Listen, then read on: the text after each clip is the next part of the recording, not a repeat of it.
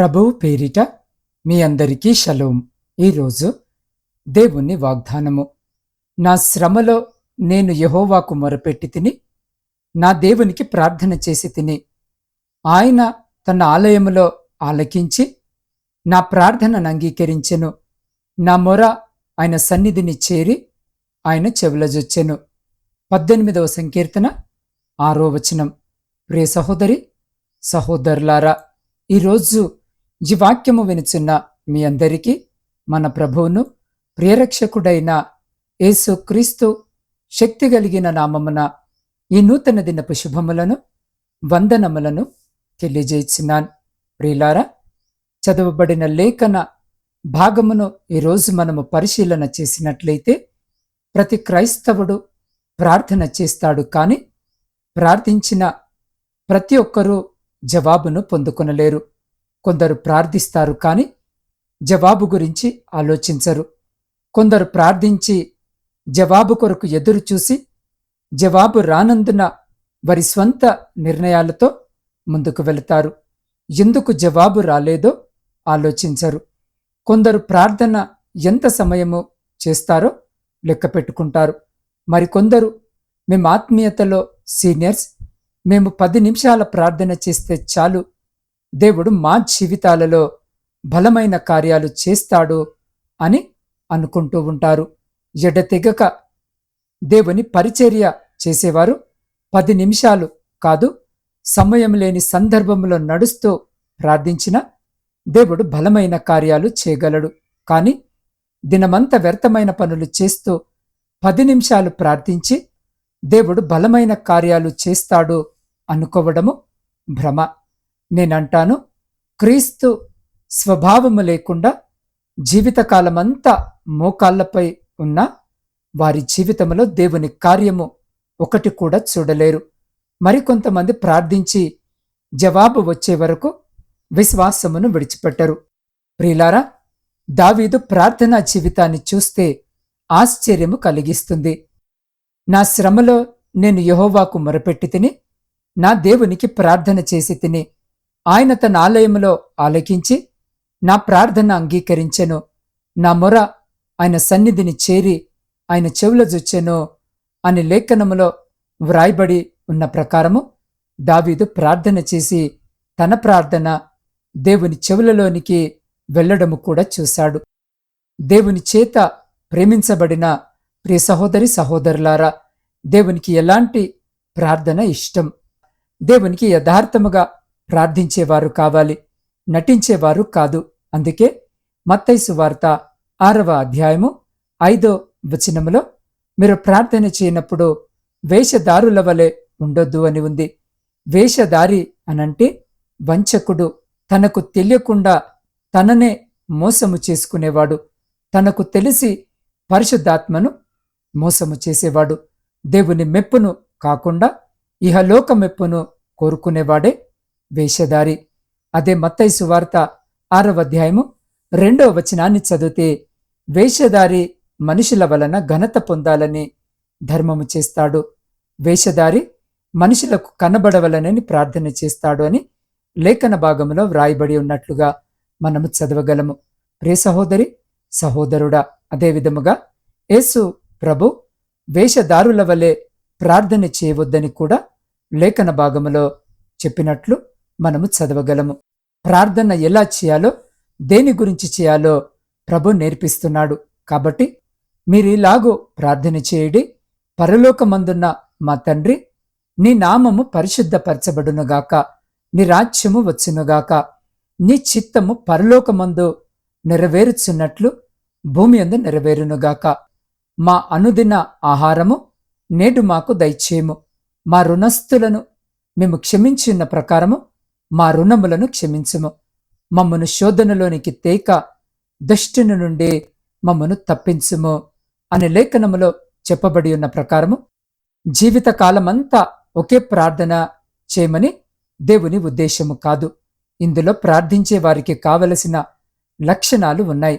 పరలోకమందున్న మా తండ్రి అంటే పరలోకమందున్న తండ్రి వినాలని ప్రార్థన చేయాలి, కానీ ఇహలోకమందున్న మనుషులు వినాలని ప్రార్థన చేయవద్దు.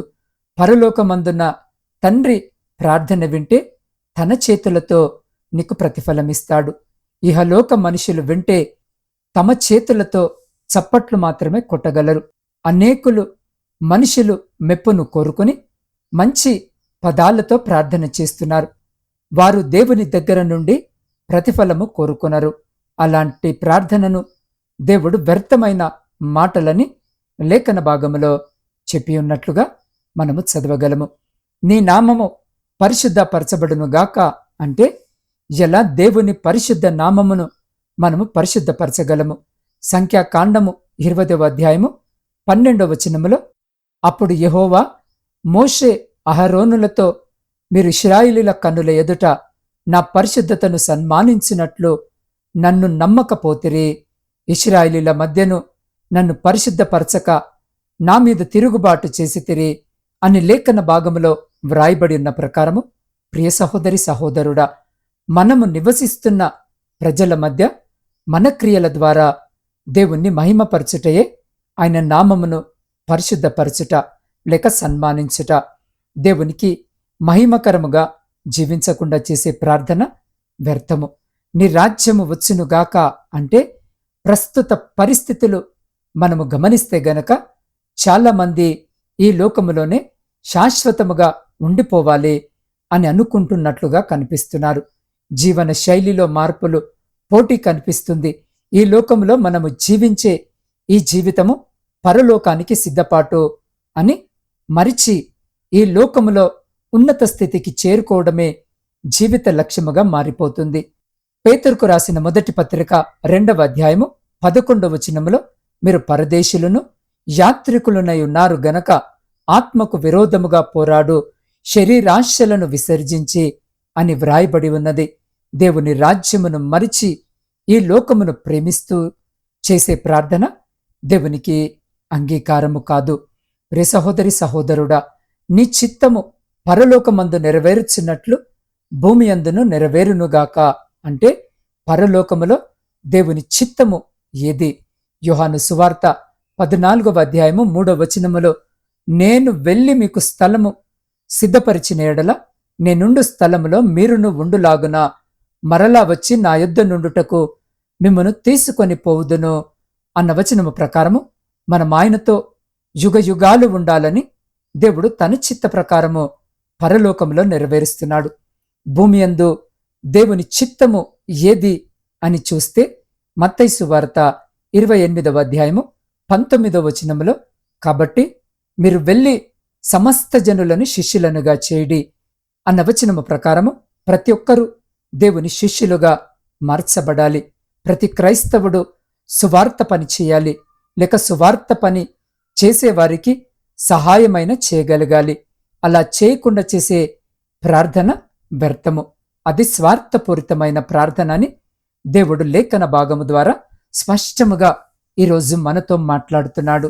ప్రియ సహోదరి సహోదరుడా, మా అనుదిన ఆహారము నేడు మాకు దయచేయము అంటే ప్రతి క్రైస్తవుడు ఈ దినము గురించి ఆలోచన కలిగి ఉండాలి, కానీ రేపటి దినమును గురించి కాదు. అందుకే మత్తయి సువార్త 6:26లో, ఆకాశ పక్షులను చూడుడి, మీరు వాటికంటే బహుశ్రేష్ఠులు కారా అన్న వచనము ప్రకారము అనేకులు రేపటి కలలు కలిగి ఉన్నారు. ఈరోజు ఆఖరి దినమై రేపటి ఆలోచన ఎవరు నెరవేరుస్తారు?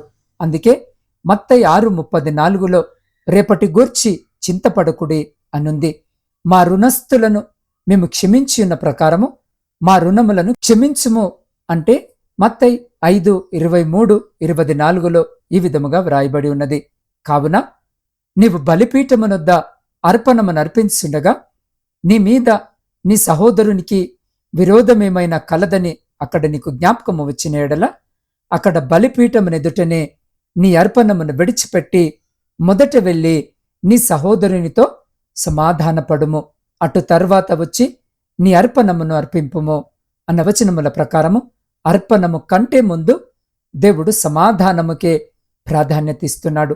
ఇందులో నిన్ను వలె నీ పొరుగువానిని ప్రేమింపవలెను అన్న ఆజ్ఞ ఇమిడి ఉన్నది. తోటి వారితో సమాధానము లేకుండా, తోటి వారిని ప్రేమించకుండా చేసే ప్రార్థన దేవునికి ఇష్టమైనది కాదు. మమ్మను శోధనలోనికి తేక దుష్టుని నుండి మమ్మను తప్పించుము. అంటే ఇక్కడ పాపము పైన అసహ్యత, పరిశుద్ధత పైన కోరిక కలిగి ఉండాలని నేర్పిస్తుంది. చేసిన పాపము ఒప్పుకుంటే దేవుడు క్షమిస్తాడు, కాని ఒప్పుకున్న పాపమును విడిచిపెట్టేవారు దేవునికి కావాలి.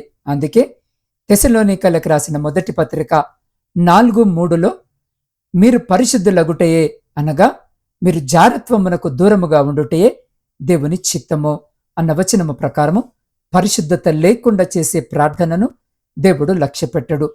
ఈ పరలోకపు ప్రార్థనలో ప్రాముఖ్యముగా ఐక్యత కనిపిస్తుంది. ఇందులో యేసు ప్రభు నా అని సంభవించక మా అని సంభవిస్తున్నాడు.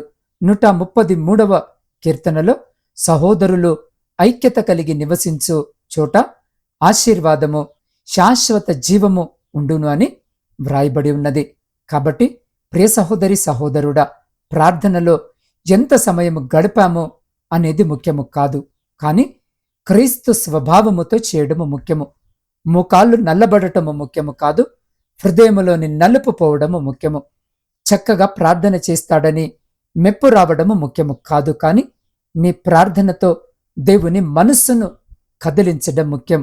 ఆదిలో ఆత్మ నీళ్లపై అల్లాడినప్పుడు సృష్టిలో భయంకరమైన అద్భుతాలు జరిగినవి. నీ ప్రార్థన సృష్టికర్త అయిన దేవుని కదిలించినప్పుడు నీ జీవితంలో అద్భుతాలను చూడగలవు. ప్రార్థన 2 హృదయాల కలయిక. అవును ప్రియ సహోదరి సహోదరుడా, మనకిష్టమైన పాపమును విడిచిపెట్టి పరిశుద్ధ జీవితంలోనికి వచ్చాం. యేసు ప్రభు తనకిష్టమైన పరలోకము విడిచి మన కోసము ఈ లోకానికి వచ్చాడు. ఇదే 2 హృదయాల కలయిక. ప్రార్థన ఒక శక్తివంతమైన విస్ఫోటము. అది అపోస్తలుల తలకిందులు చేయుటకు కారణము వారి పరిశుద్ధత. యథార్థమైన హృదయంలో నుండి వచ్చిన ఆ ప్రార్థన వలననే సాతాను స్థావరములను ధ్వంసము చేసి సాతాను శక్తులను నిర్జీవపరిచారు. అందుకే లోకము తలకిందులైంది. ప్రార్థన లేని జీవితము చచ్చిన శవముతో సమానము. శవమునకు విజయానందము ఉండదని లూకాసు వార్తలో వ్రాయబడి ఉన్నట్లుగా మనము చదవగలము. కాబట్టి ప్రియ సహోదరి సహోదరుడా, శ్వాస అనేది మనిషి జీవితంలో ఎంత ముఖ్యమైన పాత్ర పోషిస్తుందో, అదే మనిషి యొక్క విశ్వాస జీవితంలో ప్రార్థన అనేది కూడా అంతే ప్రాముఖ్యమైనదని చెప్పుకోవచ్చు. శ్వాస లేని జీవితాన్ని ఎలా ఊహించలేమో, ప్రార్థన రహితమైన విశ్వాస జీవితము కూడా అంతే నిరర్ధకమని తెలుసుకోవాలి. మనము చేసే విజ్ఞాపనలు, కృతజ్ఞతలు, విన్నపాలు, ఒప్పుకోలు, ఇలా ప్రతి ఒక్కటి ఆ దేవుని సన్నిధికి చేరుకునేది ప్రార్థన ద్వారానే. తాత్కాలికమైన సమస్యలు మన జీవితంలో ఎదురైనప్పుడు నిరుత్సాహపడము, ప్రార్థన జీవితానికి దూరముగా జీవించడం వంటివి మనము చేస్తుంటాము. కానీ దురదృష్టం ఏమిటంటే, అలాంటి క్లిష్టమైన సమయాల్లోనే ప్రార్థన ఎంత శక్తివంతమైనదో, మనిషిని ఎంత స్థిరపరుస్తుందో మనము మర్చిపోతుంటాం. అందువలననే మన ప్రార్థన జీవితము మనిషిని ఎంత శక్తివంతముగా, మరింత అద్భుతముగా తయారు చేస్తుందో, అలాగే ప్రార్థన జీవితము వలన మనకు లభించే అద్భుతమైన ఉపయోగాలు ఏంటో మనము తెలుసుకుందాం. ప్రార్థన వలన మనకు లభించే అద్భుతమైన ఆశీర్వాదాలలో మొదటిది, ప్రార్థన ద్వారా మనలోని ఆందోళనను తగ్గించుకోవచ్చు. ఈరోజు ప్రతి మనిషి కూడా ఏదో ఒక కారణముతో ఆందోళన, బాధ, వేదన వంటివి అనుభవిస్తూనే ఉన్నాడు. వీటి ద్వారా మనుషులు రోగాల పాలవుతున్నారు కూడా. యేసయ్య మన స్థితిగతులను ఎరిగినవాడు. కాబట్టి ప్రయాసపడి భారం మోసుకొని పోవచ్చున్న సమస్త జనులారా, నా యొద్దకు రండి, నేను మీకు విశ్రాంతిని కలుగజేస్తానని ఆనాడే సెలవిచ్చాడు. ఎందుకంటే ఆయనకు తెలుసు, సగటు మనిషి తన జీవితంలో ఎదుర్కొనే సమస్యలు, వాటి ద్వారా ఉత్పన్నమయ్యే ఆందోళన, ఇబ్బందులు. అందువలననే ఫిలిప్పీలకు రాసిన పత్రిక 4వ అధ్యాయము 6-7 వచనాల్లో మనల్ని చింతపడవద్దని, ప్రతి విషయాన్ని ప్రార్థన విజ్ఞాపనముల చేత కృతజ్ఞతాపూర్వకముగాను మన విన్నపములను దేవునికి తెలియజేయాలి అని, అప్పుడు తగిన సమాధానము క్రీస్తు ప్రభు ద్వారా మనకు లభిస్తుందని వాక్యములో స్పష్టముగా వ్రాయబడి ఉన్నది. అదే విధముగా పేతురుకు రాసిన మొదటి పత్రిక 5వ అధ్యాయము 6-7 వచనాల్లో చూస్తే, దేవుని యందు దీన మనస్కులయుండి మన చింత యావత్తు ఆయన మీద వేయాలని లేఖనాలు సెలవిస్తున్నాయి. నాడు ప్రవక్తలు, న్యాయాధిపతులు, రాజులు, ఇంకా దేవుని జనాంగము తాము భయాందోళనలలో మునిగిపోయినప్పుడు వారు దేవుని వైపు చూశారు. అప్పుడు ఆ సమస్య నుండి, ఆందోళన, వేదన నుండి దేవుని మహాకృప ద్వారా బయటపడ్డారని పరిశుద్ధ లేఖన భాగము నుండి మనము తెలుసుకోవచ్చు.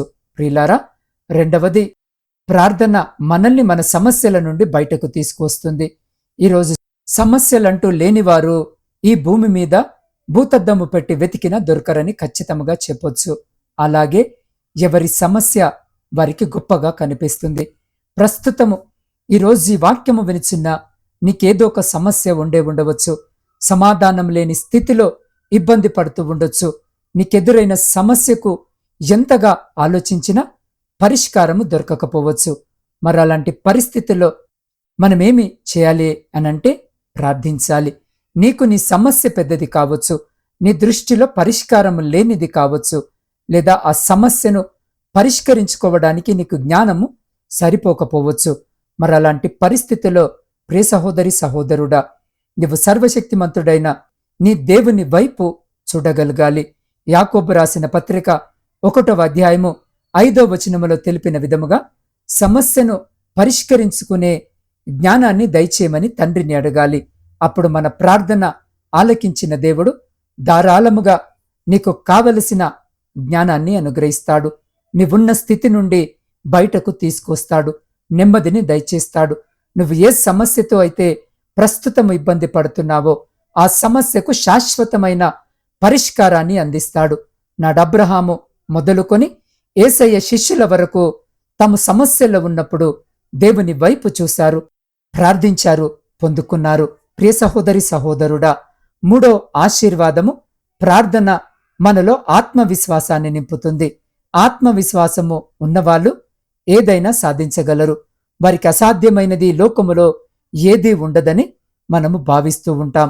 అది కొంతవరకు వాస్తవమే. కాని మనలో ఆత్మవిశ్వాసము మనకెదురయ్యే సమస్యలని మనము పరిష్కరించుకోగలిగే పరిధిలో ఉంటే మాత్రమే మనలోని ఆత్మవిశ్వాసము ఆ సందర్భంలో అక్కరకు వస్తుంది. మన పరిధిని దాటి ఎదురయ్యే సమస్యలను మనము పరిష్కరించుకోలేము. అందుకు మనలో ఉన్న ఆత్మవిశ్వాసము సరిపోదు. కానీ విశ్వాసముతో కూడిన ప్రార్థన నీ సమస్యలను దేవుని ముందు ఉంచగలిగితే మీలో ఉన్న ఆత్మవిశ్వాసానికి తోడు దేవుని ఎడల మీ విశ్వాసము మిమ్మల్ని మరింతగా ముందుకు నడిపిస్తుంది. అందుకే ఫిలిప్పీలకు రాసిన పత్రిక 4వ అధ్యాయము 13వ వచనములో నన్ను బలపరచువాని అందే నేను సమస్తమును చేయగలను అని మన తండ్రి మనకు తెలియపరిచాడు. ఆనాడు ఎస్తేరు కాని, దానియేలు ప్రవక్త కాని, దావీదు మహారాజుల వంటి వారందరూ తమలో ఆత్మవిశ్వాసము మెండుగా ఉన్న వారికి సమస్య వచ్చినప్పుడు దేవుని వైపు చూశారు. కాబట్టే చరిత్రలో గొప్ప స్థానాన్ని సంపాదించుకోగలిగారు. ఇక 4వది మనము గమనించినట్లయితే ప్రార్థన మనకు మనశ్శాంతిని, ప్రశాంతతను ఇస్తుంది. యెషయా గ్రంథము 26వ అధ్యాయము 3వ వచనములో తెలిపిన విధముగా ఎవని మనసు దేవుని మీద ఆనుకొనునో అతనిని దేవుడు పూర్ణ శాంతి గలవానిగా కాపాడుతాడని వాక్యము ద్వారా దేవుడు మనతో మాట్లాడుతున్నాడు. అంటే ప్రియ సహోదరి, సహోదరుడా, దేవుని బిడ్డలమైన మనము ఆయన యందే శాంతిని, సమాధానాన్ని పొందుకోవాలని ఆయన ఆశపడుతున్న దేవుడయ్యున్నాడు.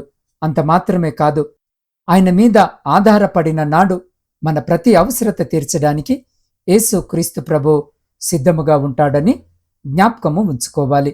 మన ఎదుట ఉన్న సమస్యను చూసి భయపడి పారిపోయే ప్రయత్నము చేసే బదులు వాటిని పరిష్కరించగల దేవాది దేవుని యందు గొప్ప నమ్మిక ఉంచి ప్రార్థించడం వలన మన సమస్య పరిష్కారమవుతుంది. మనకు మనశ్శాంతి దొరుకుతుంది. ఇక చివరిది మనము గమనించినట్లయితే గొప్ప ఆశీర్వాదము, ప్రార్థన మన ఎడల దేవుని చిత్తాన్ని తెలియపరుస్తుంది.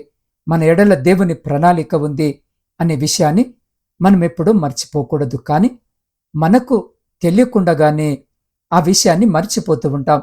మనము సమస్యలో ఉన్న విషయము దేవునికి తెలియదా అంటే, మనము పుట్టక ముందే మన గురించి సర్వము ఎరిగిన దేవునికి మనము సమస్యలు ఉన్నప్పుడు తెలియకుండా ఎలా ఉంటుంది? తెలుస్తుంది కదా. సాతాను శోధన ఇవేవి దేవుని కంటే బలమైనవి కాదు. ఆనాడు యోబును శోధించడానికి ముందే దేవుడు సాతానుకు అనుమతినిచ్చాడని మనము గుర్తుంచుకోవాలి. అంతేకాదు, మనమున్న స్థితి నుండి తప్పించగలవాడు యేసుక్రీస్తు ప్రభు మాత్రమే. కాబట్టి 143వ సంకీర్తన 10వ వచనములో దావీదు మహారాజు ప్రార్థించినట్లుగా, నీవే నా దేవుడవు, నీ చిత్తానుసారముగా ప్రవర్తించుటకు నాకు నేర్పుము అని ప్రార్థించడము మనము నేర్చుకోవాలి. ప్రియ సహోదరి సహోదరుడా, ప్రార్థనలో నీ ఎడల దేవుని చిత్తాన్ని గురించి తెలుసుకోవాలి. దేవుడు నిన్ను ఏ రీతిగా జీవించమంటున్నాడో ఆ రీతిగా జీవించడము ఈ రోజు నుండే ప్రారంభించు. నీ ఎడల దేవుని చిత్తాన్ని నీ వెరిగి జీవిస్తున్నావు గనక ఏ శోధన నీ దరిచేరదు. ఒకవేళ దరిచేరినా అది నీకు రెండింతల ఆశీర్వాదముగా మారబోతుందని జ్ఞాపకము చేసుకుని ధైర్యముగా శోధనను ఎదుర్కొనడానికి ప్రార్థన ద్వారా సిద్ధపడాలి. కాబట్టి ప్రియ సహోదరి సహోదరుడా, ప్రార్థించడం ద్వారా మనము అనేక గొప్ప ఆశీర్వాదాలు పొందుకుంటామనేది కేవలము మన చేతుల్లోనే ఉంది. బలమైన సాతాను మనల్ని శోధించడానికి ప్రయత్నించినప్పుడు, ఆందోళన, వేదన, భయాలు మనల్ని కమ్ముకున్నప్పుడు మనము చేయవలసిన ఏకైక పని దేవుని వైపు చూడటము, దేవునిపై ఆధారపడటము, ప్రార్థన ద్వారా ఆయనకు మన సమస్యలను విన్నవించి వాటి నుండి బయటపడే మార్గము చూయించమని వేడుకోవడమే. ప్రతి బిడ్డ చేసే ప్రార్థన విన్నపాలను ఆలకించే దేవుడు మన ప్రార్థన కూడా తప్పకుండా ఆలకిస్తాడు. ఖచ్చితంగా ఆ సమస్యల నుండి బయటకు తీసుకువచ్చి సమాధానపరుస్తాడు. ప్రశాంతమైన ఆశీర్వాదకరమైన జీవితము నీకు, నీ కుటుంబానికి దయచేస్తాడు. అట్టి సమస్యల గుండా ప్రయత్నిస్తున్న ప్రతి బిడ్డ ఆ సమస్యల నుండి విడిపింపబడాలని, సమాధానముతో జీవించాలని, నూరంతలుగా ఆశీర్వదించబడాలని నేను కోరుకుంటున్నాను. కాబట్టి దేవుని చేత ప్రేమింపబడుచున్న ప్రియ సహోదరి సహోదరుడా, సాకులు చెప్పకుండా ప్రార్థనను రేపటికి వాయిదా వేయకుండా పై తెలిపిన విధముగా పరిశుద్ధమైన ప్రార్థన కలిగి ఉండుటకు దేవుడు ఈరోజు మనకు సహాయము చేయలాగున ఈ సమయంలో ఈ వాక్యము వినిచిన మీరు ఏ స్థితిలో ఉన్నా, ఏ స్థలములో ఉన్నా అదే స్థితిలో, అదే స్థలములో నిలబడి ఉండి కళ్ళు మూసుకొని నాతో పాటు ప్రార్థనలో ఏకీభవించండి. సకల ఆశీర్వాదాలకు ఆధారభూతుడమైన ప్రేమమయుడమైన మా ప్రియ పరలోకపు పరమ తండ్రి, మీ శ్రేష్టమైన ఉన్నతమైన నామాన్ని బట్టి స్తుతులు, స్తోత్రాలు, వందనాలను చెల్లించుకొనుచున్నాం. అయా, అద్భుతమైన రీతిగా మీరు మాతో మాట్లాడి మా హృదయాలను తృప్తిపరిచిన మీ గొప్ప ప్రేమను బట్టి మీకే స్తుతులు, స్తోత్రాలు, వందనాలను చెల్లించుకొనుచున్నాం. అవును తండ్రి, ఈరోజు ఈ వాక్యము వినిచిన్న మేము మా ప్రార్థనా జీవితాన్ని కోల్పోయిన పరిస్థితిలో ఉన్నాం. అయా, వాక్యాన్ని ధ్యానించలేని దౌర్భాగ్య స్థితిలో ఉన్నాం. అయా, జ్ఞాపకము చేసుకోండి. అయా, తిరిగి మేము ప్రార్థనా జీవితాన్ని కలిగి ప్రతిదినము వాక్యాన్ని ధ్యానిస్తూ అయా మీ సన్నిధిలో సమయాన్ని గడిపే వారముగా ఉండుటకు మాకు కృపను చూపమని వేడుకొనుచున్నాం. దేవా, ఈ రోజులో సాతానుడు మీ బిడ్డలను సత్య మార్గము నుండి తొలగించడానికి అయా ప్రేమ, స్నేహము, ఆకర్షణ, అబద్ధాలు, మోసమనే ఆయుధాలను ఉపయోగించి అందరినీ పాపములో బ్రతికేలా ప్రేరేపిస్తుంది. వారి సంతోషాల కొరకు, అవసరాల కొరకు తండ్రివైన మీపై ఆధారపడక లోకాన్ని నమ్ముతూ మీకు అవిధేయులుగా బ్రతుకుతున్నారు. అబద్ధపు మాటలు, మోసకరమైన చేష్టల వల్ల దిగజారిపోతున్నారు. ప్రభువా, ఎవరైతే అబద్ధాల మాటలకు లొంగి మోసపోతూ వారి జీవితాలను నాశనము చేసుకుంటున్నారో వారందరినీ కాపాడండి ప్రభువా.